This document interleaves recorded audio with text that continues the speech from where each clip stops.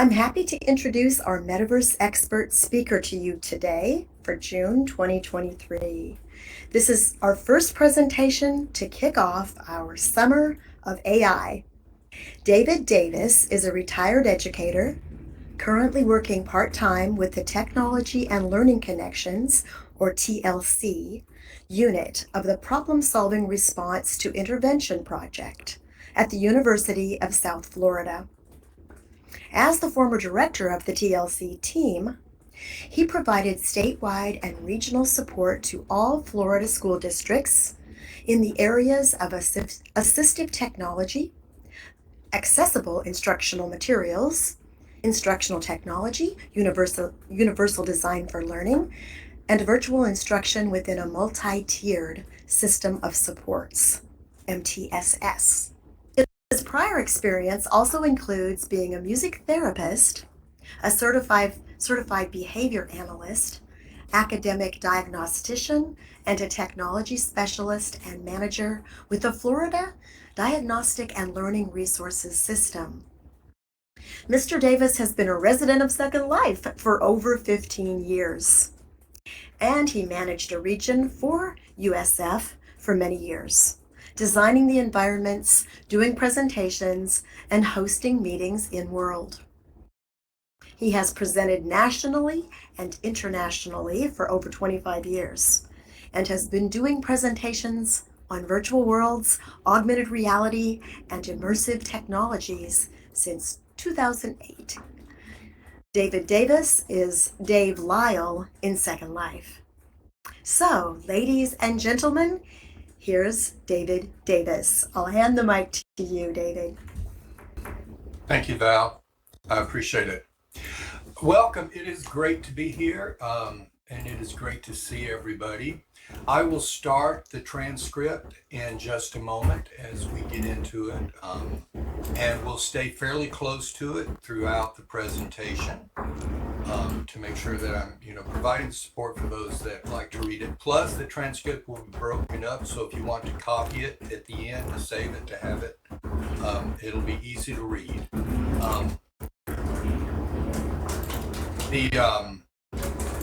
There'll be a few places during the presentation where I will stop and open it up for some questions and comments. And then we'll stop that after a moment and go back into the scripted part. So just let you know, there'll be a few breaks, and then at the end, there'll be some time for questions. See the slide above me as far as what we're going to talk about. I'm looking at engaging instruction with virtual worlds and AI art or generative systems and AI chat systems. So those are the three areas that I'm going to go over. And if there are no questions, I'll go ahead and jump in. Are there any questions or anything before we get started? Okay. Then we're going to get started.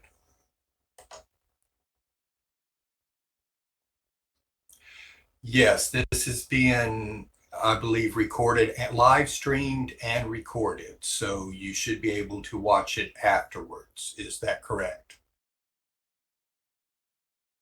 Yes, it is, and we just put the link there in the local chat. Great.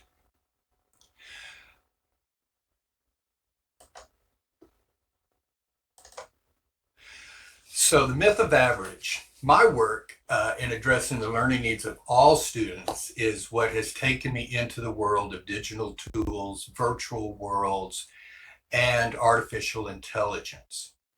There's no such thing as an average student. All students have highly varied learning profiles with differences in interest, goals, academic skills, culture, neuro abilities, physical abilities, and so much more. Education for many years was based on teaching to the average, to the norm. Decades ago, teachers were trained to teach to the middle, but that middle or norm doesn't exist. Responsive learning environments and innovative materials are needed to enable all students to fully engage in the curriculum in a way that matches their learning profiles.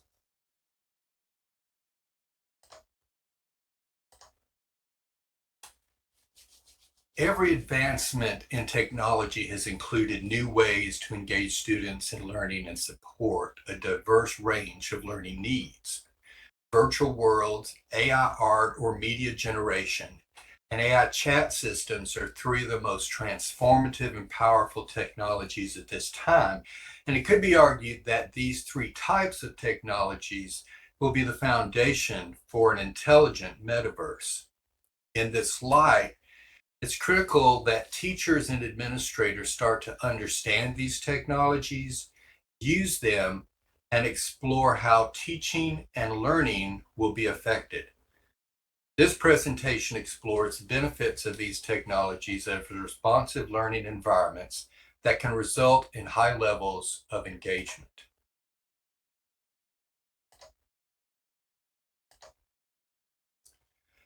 For each main topic, I'm going to address a definition with some basics around the technology, some curriculum support ideas, learner supports and supports for diverse student needs, and examples of the technologies. At the end, I'll talk about disruption. Artificial intelligence in particular has been an extremely disruptive technology.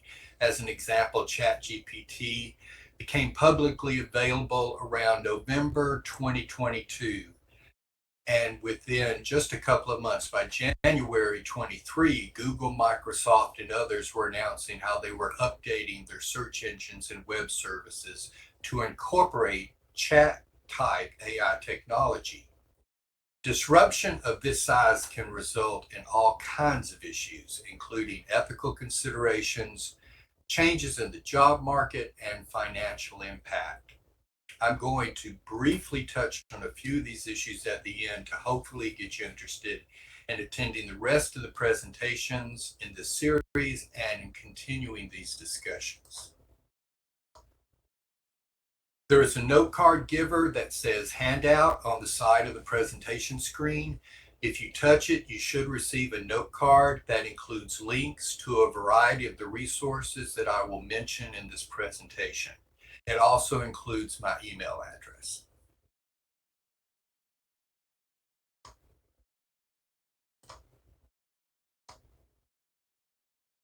This graph is from the Metaverse Roadmap. The info is included in the handout. Came out a few years ago, and looks at four core technologies: augmented reality and mirror worlds, which are generally external to us, and life logging and virtual worlds, which are more internal or intimate. Augmented reality is the overlay of virtual information and digital objects on top of the world around us. This has been used in games and mobile device apps for many years. The Microsoft HoloLens was developed for augmented reality, and the new Apple Vision Pro is one of the newest products being developed to use spatial computing. Mirror worlds are virtual worlds that mirror real-world locations. Google Earth, Microsoft Virtual Earth, and the development of 3D virtual maps are mirror worlds. Mirror worlds strive to be highly accurate representations. So they're a little bit different than a lot of the places in Second Life that approximate but aren't perfectly accurate. Life logging is the digital record of a person's life, and this has become extremely commonplace. GPS histories on our phones track our movements and locations. Photos and their metadata track our locations and interests. Health apps track our health and exercise patterns.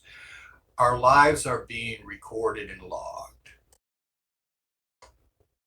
And then virtual worlds, which are digital simulations of a world with designer physics and characteristics. And I'm not going to go a lot into virtual worlds since we're currently in one and having this meeting in a virtual world. So I know that you're familiar with virtual worlds. Some virtual worlds exist only when activated. Some are persistent. Second Life is a persistent world that's always in existence and active.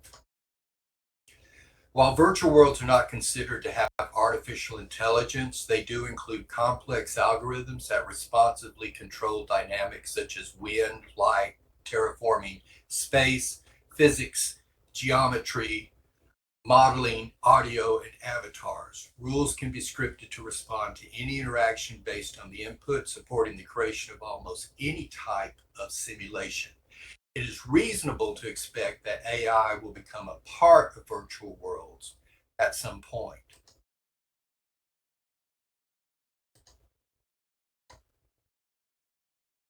So looking at the curriculum, some curriculum uses, I know this group speaks to this a lot and has had a lot of meetings on this, include modeling and simulations, which can be used to analyze and illustrate a concept in depth, such as simulating a simulation to illustrate a genetic variation, both individually or collaboratively as a class. They can be used to demonstrate and test solutions to real world problems. They can be used to recreate historical events.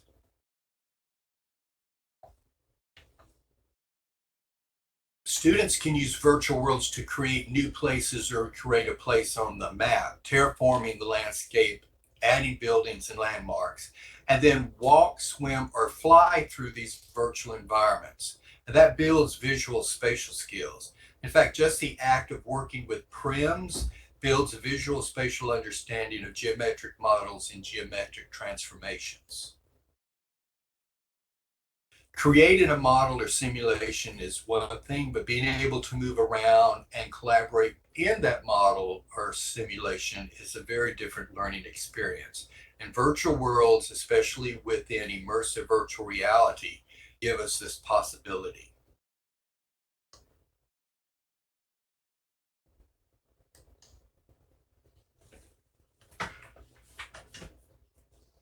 In the area of learner supports, the nature of virtual worlds provides all individuals with virtual abilities and environmental adaptations not available in the real world, resulting in an extremely responsive and flexible learning environment. Students with physical disabilities now have virtual abilities. In fact, we all now have virtual abilities, enabling them to do things not physically possible. For us as well, like flying. For some, a virtual world may be the only place they can perform some activities and collaborations. And I'll go off script just for a moment here. One of the things that impressed me so much with Second Life was years ago, a friend of mine, Daniel McNulty, was telling me about meeting someone in Second Life who lived their life confined pretty much to their house all their time. And Second Life was their world. It was the place that they could go and meet people and talk to people and shop. It is their life. It's virtual, but it's actual. Everything is real, just like this presentation. And that's incredibly powerful and engaging for so many students. Students who are neuroatypical can reduce the complexity of social interactions. They can adjust visual stimulation, and they can adjust communication requirements. Individuals who have difficulty working in two-dimensional media due to cognitive processing issues, such as dysgraphia, can excel with modeling in three-dimensional space because of strong visual spatial skills.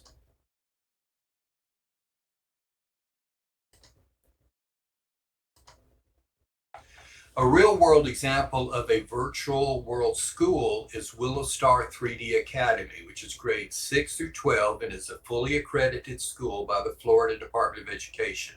You'll find a link to it in the handout. It has been in existence for almost 20 years, so it started experimenting with teaching in a virtual environment in the early days of virtual worlds and has continued to grow to be a successful school.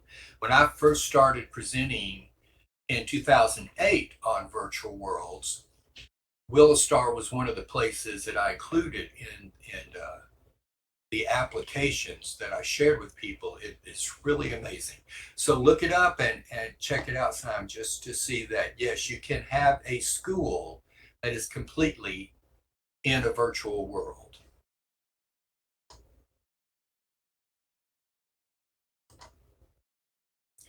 Okay, we're going to take just a moment now to see if there are any questions or comments. Um, Feel free to speak. I hope I'm not going to drive Sprocket 7 crazy with this. Um, but if you have anything you would like to say or mention or ask, I just wanted to open the floor up for that before we move into our next topic.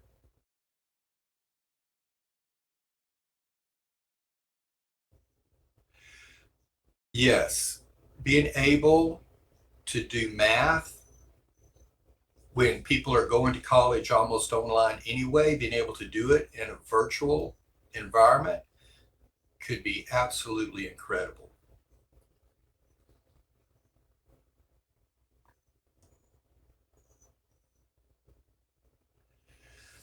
The question is, with the term live logging, are you concerned about privacy for our students and everyone? Any tips or thoughts?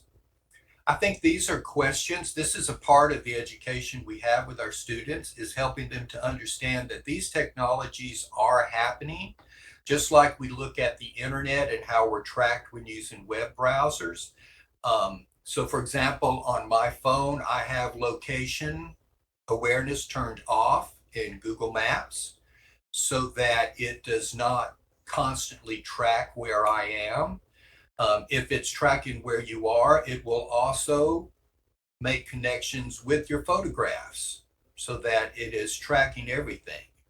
Um, so it's just having, I think it's important to have these kinds of conversations with students so that they can understand that this is happening and look at what ways you can adjust it. We are going to be tracked, but we can make some adjustments.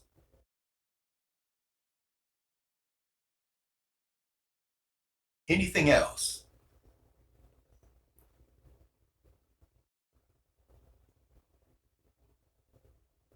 Okay, question. Are there strat tools to measure the effectiveness of the methods you present to support evidence-based evaluation and design enhancement? The tools that I'm with the Florida Multi-Tiered System of Support, and so we do a lot of look at data. And one of the most difficult things to track is the relationship between changes you're making and the outcomes. So what we look at doing is tracking the changes that you're making. Start looking at your environment and start to track if, for example, you start to move and use the universal design for learning model, and you start to put in technologies that all students have access to and the ability to freely choose and use to reduce barriers to engagement. And then you can track what you've done. It's difficult sometimes to track directly all the way from that to the testing. But if you can track the changes you're making in the location and then track your outcomes and then compare that with places where you're that, and since we work for the whole state, this is something we can do. Look at the places that are not making changes and make comparisons. You can start to create some hypothesis. Um, that's about the best we have gotten to so far. And then Shiloh's asked, when you say that AI is integrated in online education, is it teaching or is AI working as a collaborator, like a tutor for the student? So I'm just going to mention something briefly on this because we're going to get more into that as we get down into the AI part on AI chat tools and all. But I would say that that really depends on the system. We have for years used personalized systems that are not AI based, but that will adjust the teaching, a computer system that adjusts the teaching content based on the response of the student. That's pretty commonplace. Adding AI to that is something that people will absolutely be doing. Um, and I think that's pretty much going to be a normal thing. What it looks like, that's another question. But I will touch back a little bit more on that. I tend right now to look at it more as the collaborator. And we'll go there. And with that, let's jump back in and go into our next section.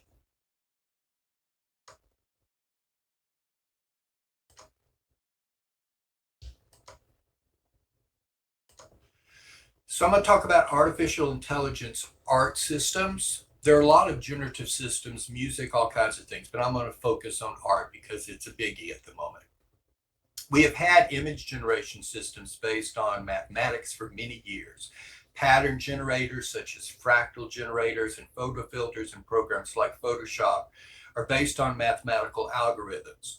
One of the things that is different with AI systems is that the digital networks are not just a collection of programmed algorithms, but are networks that start to train and generate new information based on analyzing massive data sets. Photo painting and image generation systems are based on these types of AI digital networks. Depending on the complexity of the AI system and data set, these generated images can look like real photographs or can look like paintings, illustrations, or drawings using a wide variety of techniques and in a wide variety of styles. The power of these large language models, as they are called, is initially experienced through using natural language prompts to describe the type of visual art product to be generated. The artificial intelligence component can understand and analyze subject matter, environment, lighting, color, composition, texture, camera settings, style, and technique as described via complex data sets. It then generates an image that it thinks matches the intent of the prompt. The results can be phenomenal. Photos and art are not the only types of images that can be generated. Architects can use these systems to design and render new building designs. Manufacturers can design new cars and other products. Bakers can develop new cake decorating ideas. It is not just the imagination of the user, it is also the imagination of the AI. It is a true creative collaboration.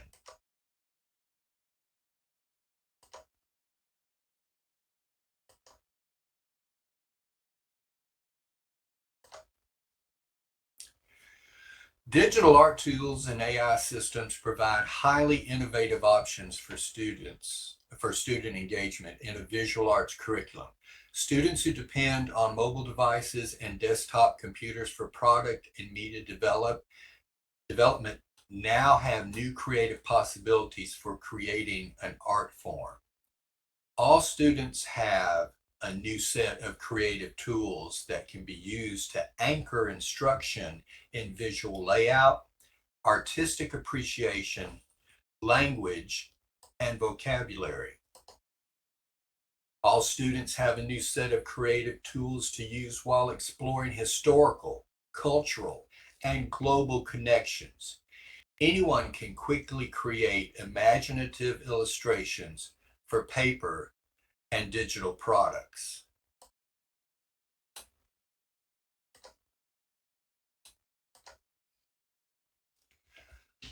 AI art systems provide new opportunities for fully inclusive creative art instruction, where all students can create art forms using different media while working together from the same descriptive prompts.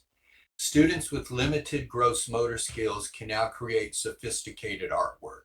Neuroatypical students have new methods of communicating what they feel and are experiencing. The use of prompts provides new opportunities for inclusive, augmentative communication systems as students work together on prompt writing.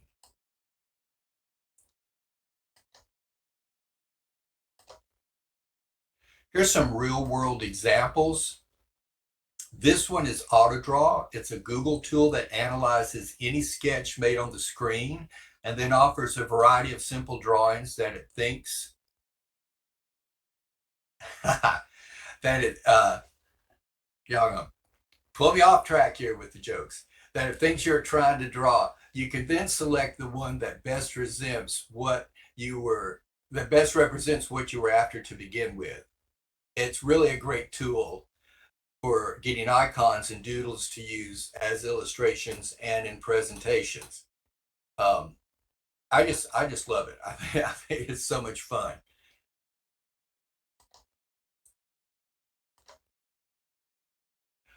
Dream by Wombo is a free and pay generative image program that is a great way to start to learn how to write prompts and create images in different artistic styles. It has a very easy interface. Um, I made these with the free version.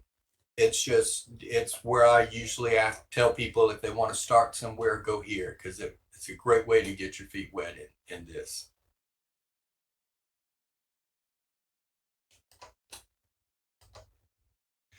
Microsoft Edge, the Microsoft browser, now has image generation built in as a tool accessible for anyone to use. You can find it on the right side of the screen.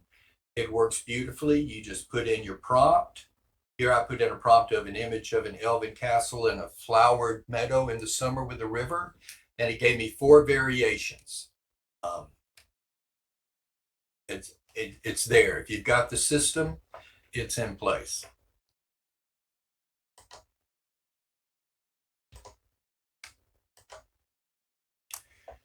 Midjourney is a highly sophisticated image generation program. It sometimes offers trial or free periods, but most serious users pay a monthly fee.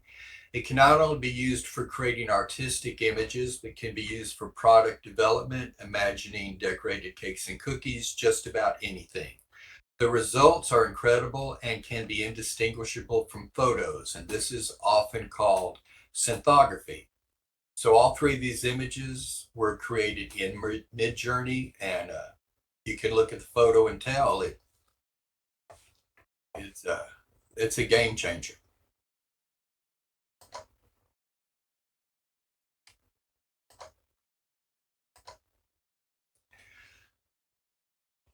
AI Artist webpage, the link is in the handout, is a page I created for a University of South Florida program on AI art systems. It includes extensive examples of AI art tools and information on how to write prompts. So if you're interested in trying any of the AI art tools, I would recommend checking out the information on this page. It also talks about using assistive technologies.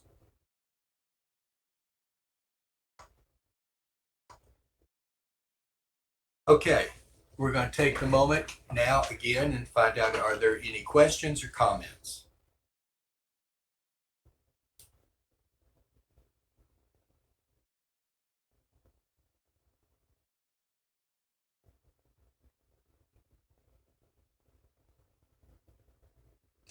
So the question is, are you concerned at all about outsourcing the next generation's creativity as a process to AI? For example, if AI can create it quicker and better, why even try? I think a lot of artists use these programs, even though they're going to go ahead and paint, but they use these programs as a starting point to inspire them in ways that they never would have done to begin with. I can do things, I use Midjourney a lot, and I can do things in it that I just would never have dreamed of doing because it's pulling from data sets way beyond my experience. So it's actually for people that are not very creative, it's a super tool for doing very creative things. For people who are creative, it will inspire them to be creative in a different way. And I think that's part of the issue that we will hit again when we get to the discussion on disruption is that when all of a sudden something can create a product for you, or in this case, can create a painting for you, where is your creativity? Part of it is for me, it's in how I'm doing the prompt. It's me researching what I want something to look at. I am actually exploring more information on design than I ever did before because I'm now having to describe it to a system, and then it's given me ideas that make me try a different way of describing something because I never thought something could look that way. And so I will try to get it to do something even different. So it's taken me in new creative directions. Um, I don't think at all that it's going to stifle creativity, but I do think it will change how people are creative.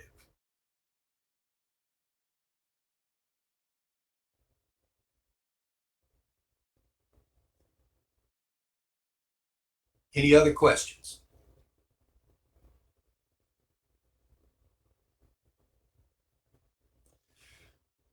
Okay, we will continue.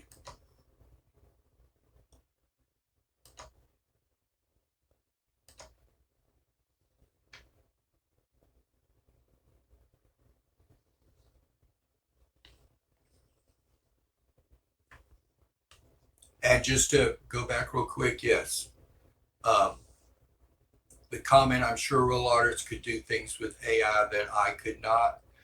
Totally agree, because they will think in different ways. They will be looking for different things. Their creativity will go in different directions.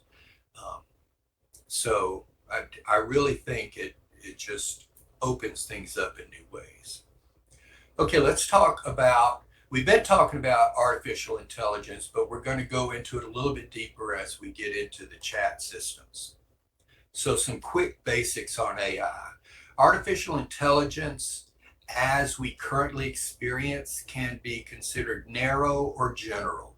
Narrow AI uses natural language processing, deep learning, and artificial neural networks. General AI uses the same systems, but at more advanced level for analysis. Virtual assistants like Apple's Siri could be considered a narrow AI.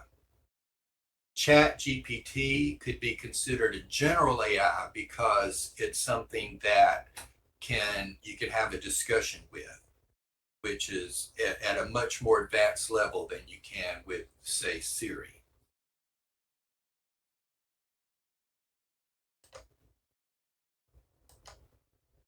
AI systems can also be viewed as being reactive or evolving.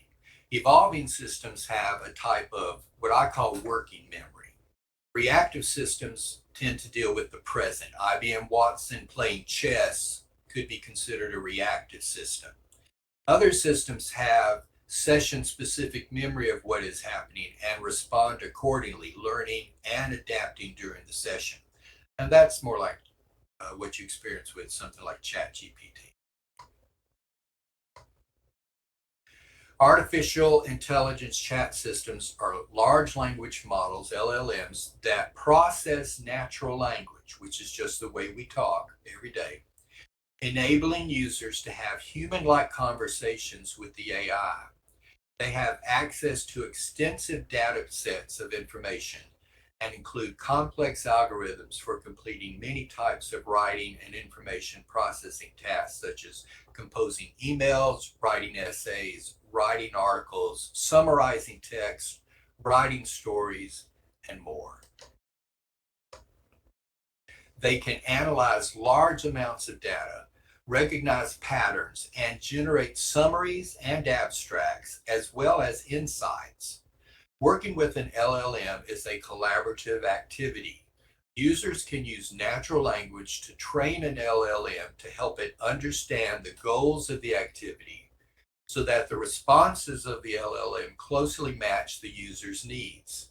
Systems like ChatGPT can let the user know if it understands the framework the user wants it to follow.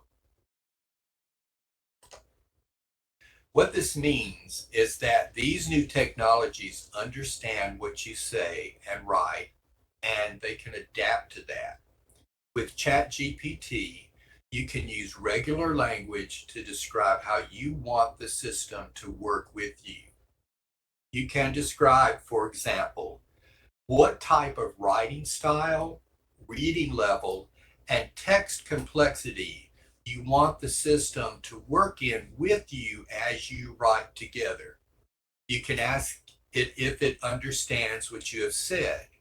If it says yes, it will operate in the way you have described for the rest of that session, generating text in the style, reading level, and complexity you have asked for as you work together.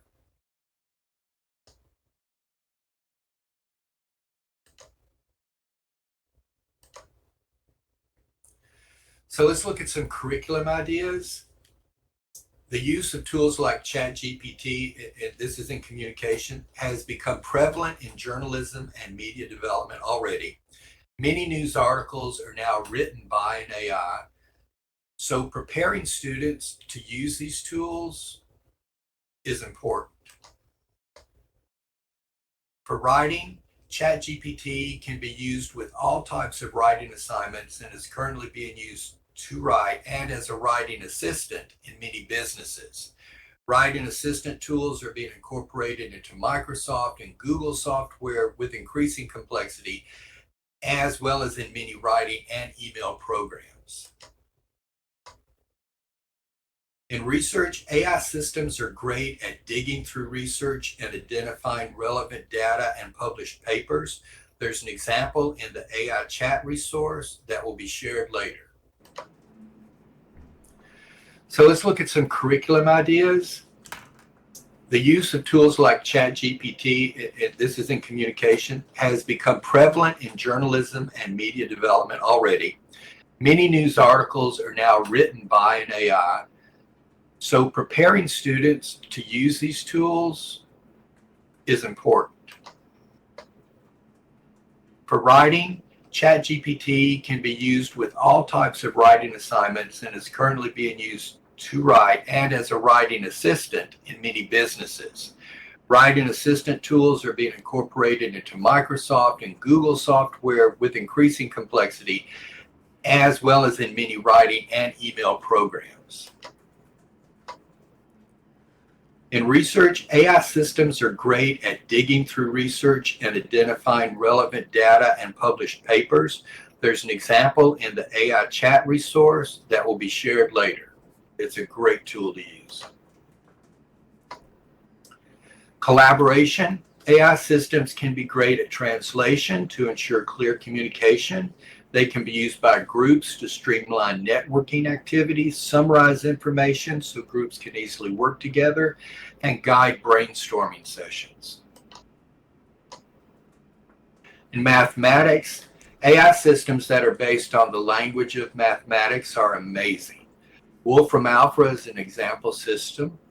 Large language models such as ChatGPT have improved over time and can perform a variety of calculations and solve equations. At this time, Wolfram Alpha can be accessed through ChatGPT-4. Systems like ChatGPT can also write programming code in a variety of computer languages. In science, AI is transforming the field of science from data analysis to analyzing and synthesizing information, identifying patterns, and providing possible insights and hypotheses. While there are issues to deal with in regard to accuracy, the potential is enormous. Services like ChatGPT can support cognitive processes in areas such as focus, task persistence, and working memory. Students with print disabilities can use AI tools to help with text and information management, writing, and product development. Some of the biggest benefits may be realized by students with orthopedic impairments, traumatic brain injury, and other health impairments. These services can help reduce the time needed to complete routine productivity tasks such as writing, typing, and increase the time the student has available to actively engage in learning the content. Access to and use of digital devices such as laptops, tablets, and smartphones is critical for any student with a physical challenge.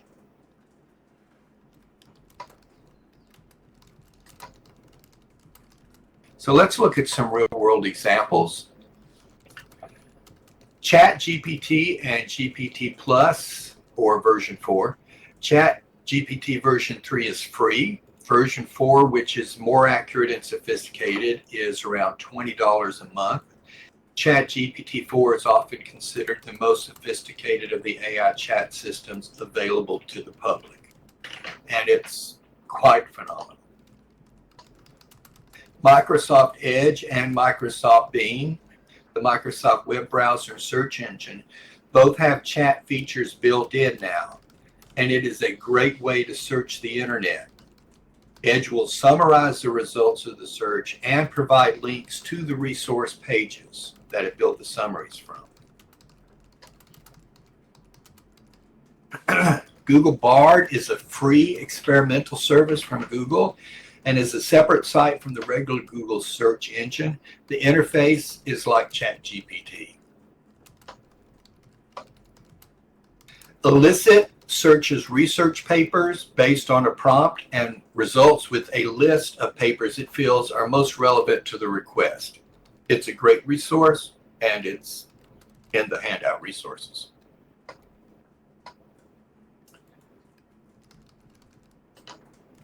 The AI chat webpage, and again, that link's in the handout, is a page I created, again, for the USF, that includes links to the examples mentioned. Everything I've talked about, you should be able to find it in there, as well as much more. There is also information on prompts, and it includes links to Futurepedia and Future Tools, which are two directories of AI tools and services.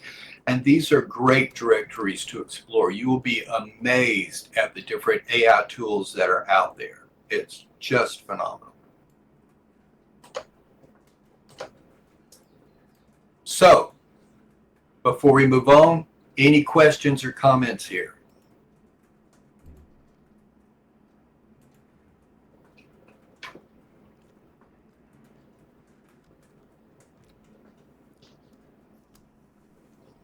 And while I'm waiting, I will say that I saw that comment about trying to make a 5-fingered hand with the art tools, and I can testify that I have made many 6, 7, and 8-fingered hand people in Midjourney over the years. So I'm a part of that process.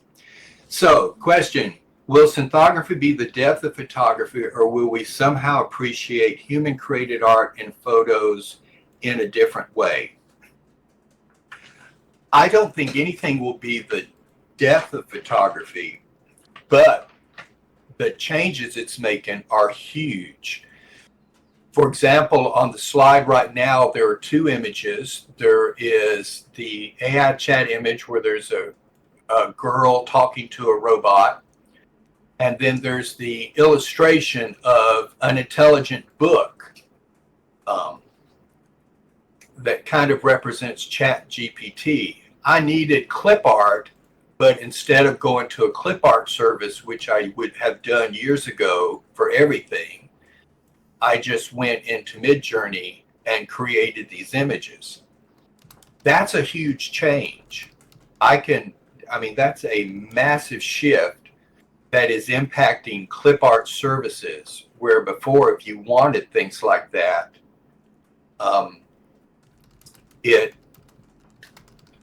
you had to go to clip art services to get really good stuff, and now you don't. And it's just there, it's yours, you can do it. And that's that. So that shift is big. But as far as appreciating human created art and photos in a different way, I don't know that that's really going to be the thing. What I have found so far with synthography, and this may change as things get more complex over the years, but you are working with the AI system. So not only is it giving you new ideas, but it's never going to take you exactly where you want to go. It's a collaboration. So it's always taking you somewhere different. You're guiding the creativity, but you're not going to get exactly what you picture in your mind, where a human photographer can stage or set the photograph exactly like they want to see it. So they can use an AI system to help get ideas on how to stage a photograph, but to get it exactly like they want it, it's going to be their work. And that I don't think is ever going to change.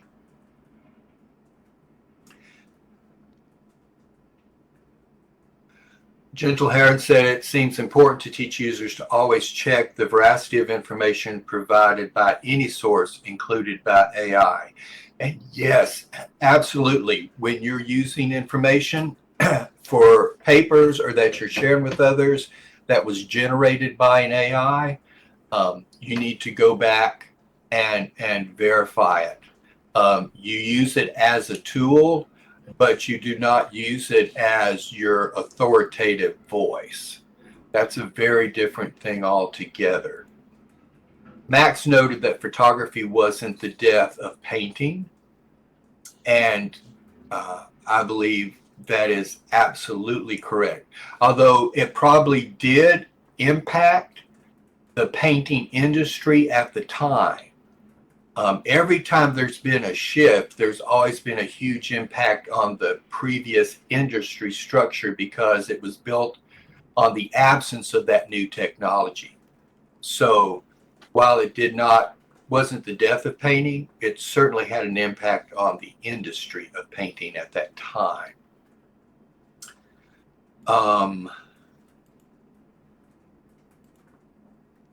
Val said that as someone who is helping teachers teach writing, that she wants humans to see good writing skills of their own and a good vocabulary. She worries about a dependence on AI rather than a personal writing process and a personal voice. What do you think? One of the things that we recommend when teachers start to struggle with students using these tools is that part of the process of teaching students with these tools is that they teach them to use the tools to collaborate on the writing, and then they take that and redo it in their own voice. First off, that means teachers need to work with their students enough to learn their own voice, and students need to start to recognize their own voice. And that's one of the things that you can do. Yes, it is revision enhanced. It's one of the things that you can actually do with this whole process is help students to start to see what their voice and their style is. What are the things about their writing that makes it them? And then you make that a part of the whole writing process. It's an important piece, but I think it really helps with that concern.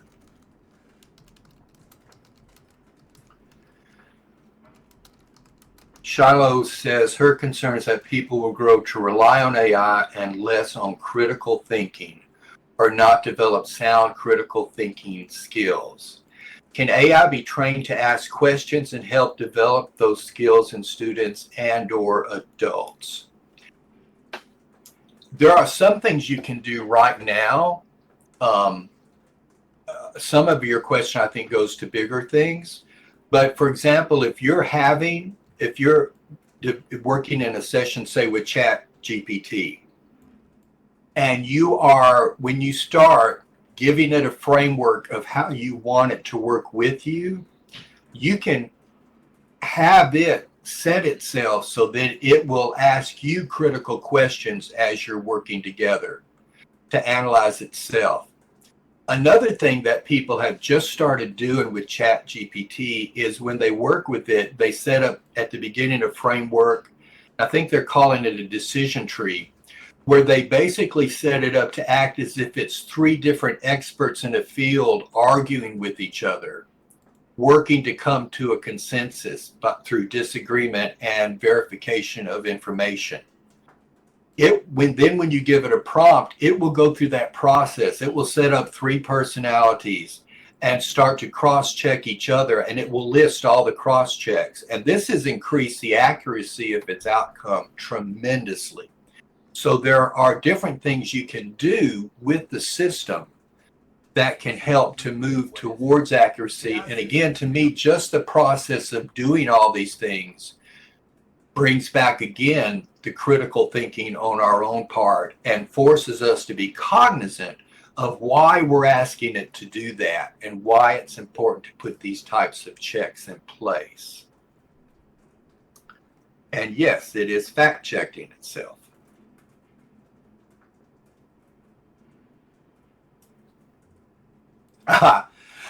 And yes, I wasn't going there about do most people have critical thinking now.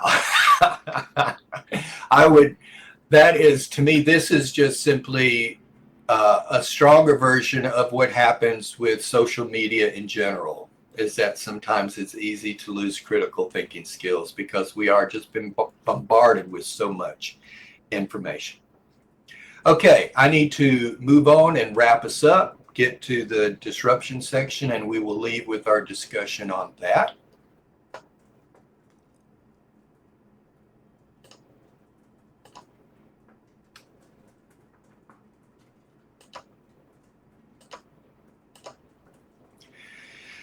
So imagine being able to give students a book that is connected to every other book, that can answer questions, write, do research, solve mathematical equations, create presentations, draw illustrations, and produce music. What would teaching and learning look like with this type of intelligent device? How would it disrupt current pedagogy? How do we move from learning through the act of creating products, such as papers, to learning by guiding the development of and using products to solve real-world problems? I mentioned earlier that I think an intelligent metaverse will be built on some core technologies like virtual worlds, augmented reality, generative AI, and chat AI systems. So let's play with this idea. Consider the possibility of an intelligent Second Life where you don't purchase clothes. You just write into the chat what you want to wear, and Second Life generates the clothes automatically in any fashion and with great creativity on your avatar. Or you get some land in Second Life, and all you do is type a prompt into the chat, and Second Life automatically terraforms the land, creates trees and landscape. Second Life creates any type of building, village, or city in any style, can create from a prompt any type of simulation or model. You could ask Second Life to run a simulation to solve a problem. You could ask Second Life in the chat for historical insights in a village you asked it to create.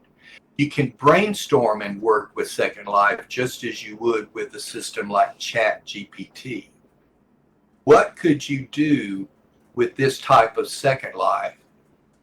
And what disruption would occur to the marketplace, to the people who thrive on making the creation themselves, who make a living from selling their creations?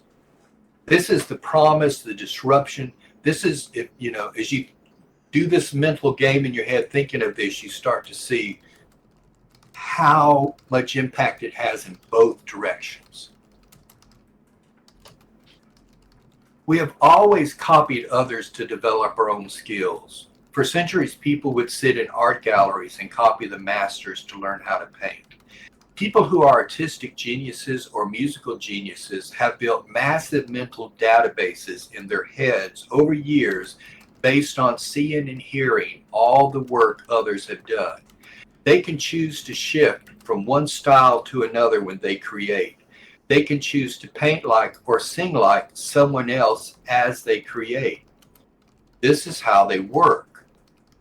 What is happening with AI is not new, but the scale is unprecedented. What would take years to do can now be done in seconds. We are used to saying, I have developed something, and now we are moving to, we have developed. Because like it or not, AI is networking all of us together, giving us access to each other's creativity through the massive data sets it learns from. And those data sets it's learning from is all of our past work. We just don't know how to handle this. Our self-identity and self-worth are tied to our sense of individuality. Financial systems are built on individual worth. Even socialism recognizes the individual. We don't have a mental model for how to truly deal with this disruption. So we talk about ethical considerations, sometimes to slow it down. But the disruption is happening, the transformation is happening. We can wait for the transformation to happen, or we can prepare, and more importantly, prepare our students for managing this new way of learning, working, and living. Now is the time to explore all of these amazing technologies. So I want to thank you for being here today. We're going to end with there are any final questions or comments, but I am going to turn this over to Val for the rest of the session. Thank you so much. As you closed with that, it made me kind of feel like we will possibly lose some of our individuality, that time will tell. This was a fantastic presentation. Thank you so much, David. You've really given us a lot to think about today. And as a reminder, you'll be able to find the recording of today's presentation on our YouTube channel, which I'm just now putting into local chat. I really appreciate the way you brought your extensive knowledge on this subject to share with us. And I also greatly appreciate your optimistic perspective on the possibilities for using AI in the future, hand in hand with humans. I like that you mentioned that there are prerequisites that humans will need to use AI effectively, such as an understanding of various registers of language and style. These are all things we need to think about quickly. We will be having our next expert series event on Friday, July 7th at 1 p.m. right here at the Fireside Deck. And that will be with Rhiannon Chatnoir and Lear Lobo. We'll be continuing our Summer of AI. You can also see all of our VWEC events on our website and at the calendar, the link I'm putting in local chat. And on our YouTube channel, you'll find our expert series playlist. We have a lot of social media channels, and you can see those on Linktree, whichever social media platform is your preferred way to network and collaborate. We're on Discord. We have the VWEC Discord server as well as the Second Life server using the hashtag education. So if you would like to join us for our Friday after the expert series happy hour, you can stand, and we will all stand up and walk over to the other end of the deck. And I thank you so much, David. This has been a really fantastic presentation. So let's give him a hand. Thank you. It's been great. I've had a great time being here with you.